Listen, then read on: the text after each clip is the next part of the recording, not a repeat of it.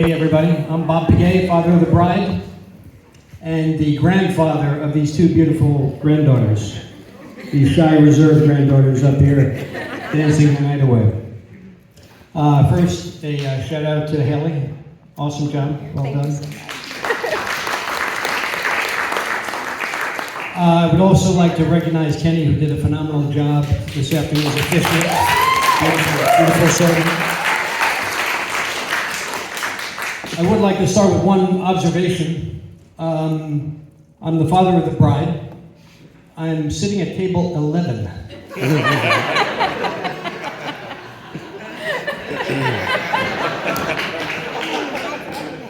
Sort of the father of the bride, sort of a quasi-VIP. Table 11 seems like sort of an afterthought. I think there are only 10 tables in the room, actually. So I don't know, great last decision, Kate, to not forget me, so thank you for that. And all my other table 11 brethren over there. Glad that you're here. We'd like to also thank the Half family for last night's shindig in Fairfield. Took them 7 hours to get to Fairfield from New York, but they eventually made it. It was a great evening. It was actually the first event we had as a combined family that didn't involve wildlife. Interestingly enough, the first two we were at a zoo, I think, once. We were at a maritime museum. Yeah, but oh, thank you so much. It's my fan club here.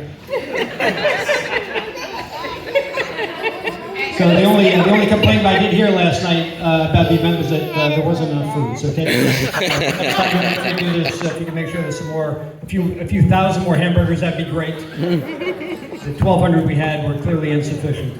But my thanks to Teddy, to Rachel, to Haley, to John, to best man Jack, Rose, phenomenal job as a flower girl. Tony, also as flower girl, who deposited 98% of her flowers right up in the front over here. And of course, the maid of honor, Lane Huff.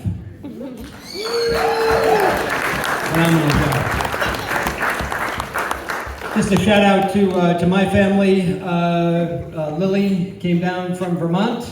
This is a great family event. Brought her crazy, sick puppy. Is wreaking havoc in Fairfield as we speak. But we're so thrilled. Again, it's sort of a reunion. It's a great excuse for a reunion. Robbie and Lauren and Tony and my 2-month-old granddaughter Mia flew in from California. If there's ever a greater sign of love than to fly cross-country with a 2.5-year-old and a 2-month-old, I can't think of it. So my thanks to them for expressing their love that way. My thanks also to rows 14 through 17 and rows 13 through 10 that flew with them on the way over here. We had to invite them tonight, so thank you also for putting up with that trip. That was great of you. And I also want to thank my wife Diane, who joined us today.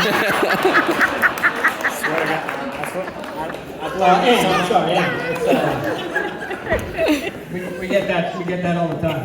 Anne is the support center of the Piguet household. Financial support through her business, moral support, knitting support, phone calls at midnight when things have not gone well. If I pick up the phone, they just immediately say, "Where's Mom?" That's Anne's role here. So I guess I now should probably talk a little bit about Jesse. Jesse, we met a couple of years ago, and Anne and I are very protective of Kate and of Lane. So, we were introduced to this guy. We didn't know him at all. We heard, they met on a dating app. That's not a great introduction. So my daughter said, hey, why don't maybe check him out on Facebook? I looked him up on Facebook. That's not his name. So we've got an imposter dating my daughter, interacting with my granddaughter. This is not a good situation. So I'm not sure what to do about this. But finally, we did meet him, and I guess this was last spring. Jesse came over and he wanted to talk with Ann and me. And I thought, well, I guess we know what this conversation is going to be about. So Ann and I met beforehand. We said, Larry, look, we don't know this guy. He's got multiple names, multiple aliases. Well, we're going to be hard, right? We're going to be tough on this guy, right? We're going to really put a full court press on him, make him earn what he's about to ask for. So I got in my best, dad defensive posture, arms folded across my chest. Let's see what he's got to say. And every question I asked him, it was a layup for this guy. I'm asking really hard questions, about the future and how he's going to deal with Kate and with Lane. And he was calm, he was cool, he was collected, he was composed. Sweaty? Not apparently. Not apparently. So after about 20 minutes of this, I'm giving him my hardest spiel here, and he's deflecting, he's knocking these softballs out of the park. And so I look over at Ann, and I go, and Ann just does this. I said, all right, I'll try a little harder. So I tried a few more questions. The end result was that Jesse said he wanted to spend the rest of his life with Kate and with Lane, that he loved them and he wanted to make them happy. I thought, well, I don't have a question to deal with that. Right? That's a pretty good answer. So I went back to an old Google question, and I asked him, well, how come manhole covers are round? And he had no idea. So I said, all right, well, I got him. That was my big accomplishment as a tough father-in-law. We're obviously thrilled that Jesse is a part of our family now. I think you saw this evening the relationship that he has with Lane. There's nothing more important to us, obviously, than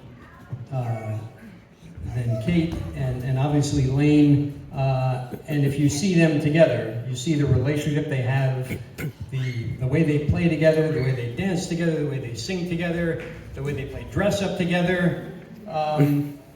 It's really cool, and it's really loving. And we couldn't be more excited to have Jesse as part of the gay family. So we're really thrilled about that. Kate, what can I say? She lights up every room that she's in. She has a beautiful smile. Her replicant is over there against the wall, running back and forth. And all I can say is I've never seen her happier than when she is with Lane and with Jesse.